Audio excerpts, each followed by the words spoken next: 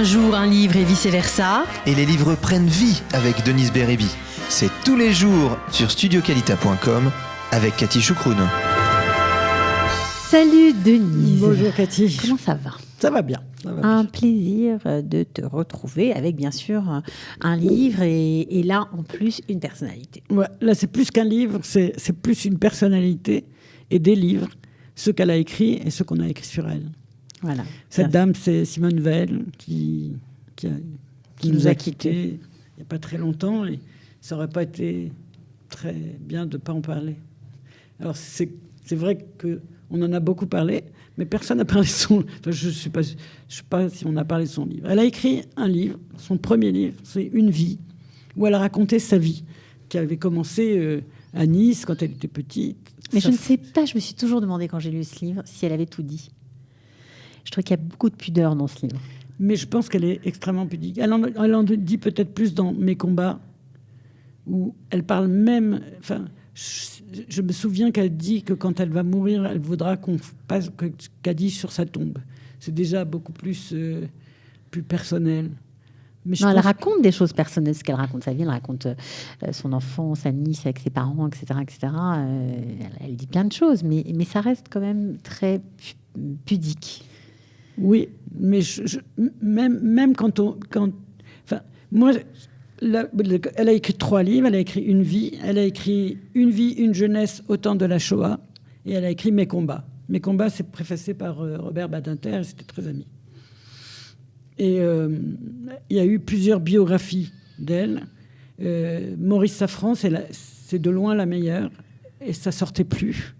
Et depuis qu'elle est décédée, ils l'ont ressorti et il ressort en poche. Ça s'appelle Simone Veil, Destin.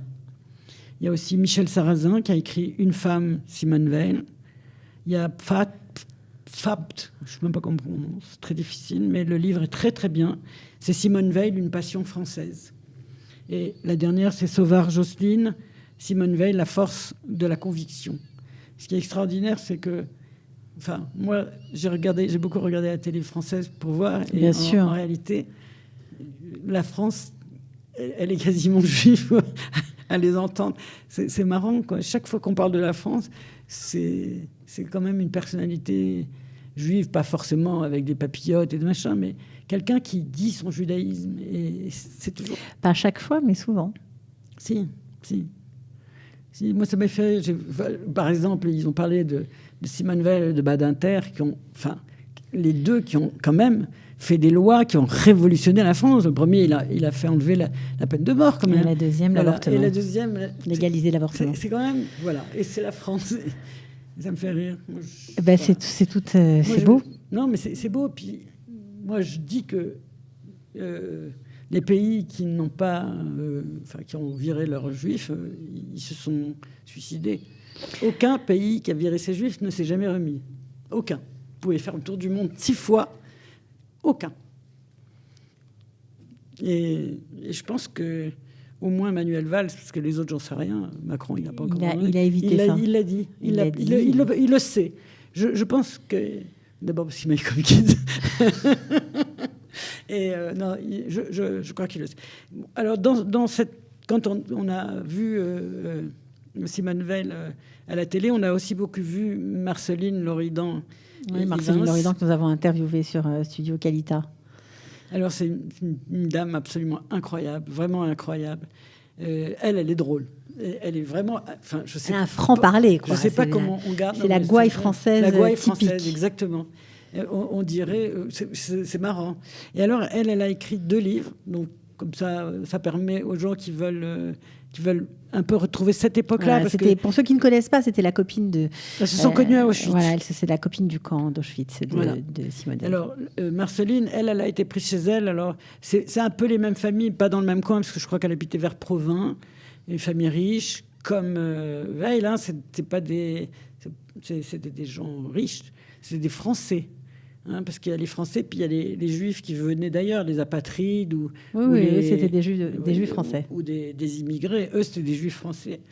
Et son premier livre, elle raconte quand on est venu l'arrêter, ça s'appelle « Ma vie balagane ». C'est à lire, j'imagine. Hein? Surtout si c'est écrit avec la même Oui, gouaille. on la qui voit. la caractérise. À l'époque, quand j'ai lu Ma vie Balagan, je la connaissais pas, mais depuis, je l'ai connue. Et oui, on la voit derrière son livre, oui. Et tu n'es pas revenu, le deuxième livre qu'elle a écrit en 2015. Et tu n'es pas revenu, c'est son père qui n'est pas revenu. Et elle s'est jamais remise de la perte de son père. Et elle en parle encore. Alors c'est une vieille dame, mais elle parle encore de son papa. Et c'est extrêmement émouvant. C'est extrêmement émouvant. Voilà, donc si vous Voilà. avez envie de découvrir Simone Veil ou sa copine Marceline, eh bien, vous pouvez lire les biographies voilà, qui sont sorties sur Simone Veil et puis les livres écrits par Marceline. Merci beaucoup, Denise. Merci, on n'était pas gay aujourd'hui. Hein. Non, bon, voilà. Mais en c'est même des jours temps, comme ça. Yom Hassal, Yom Bassal. Un jour miel, un jour oignon. Voilà, bien dit, bien résumé. Merci, Denise. Un jour un livre et vice-versa. Et les livres prennent vie avec Denise Bérébi. C'est tous les jours sur studioqualita.com avec Cathy Choukroun.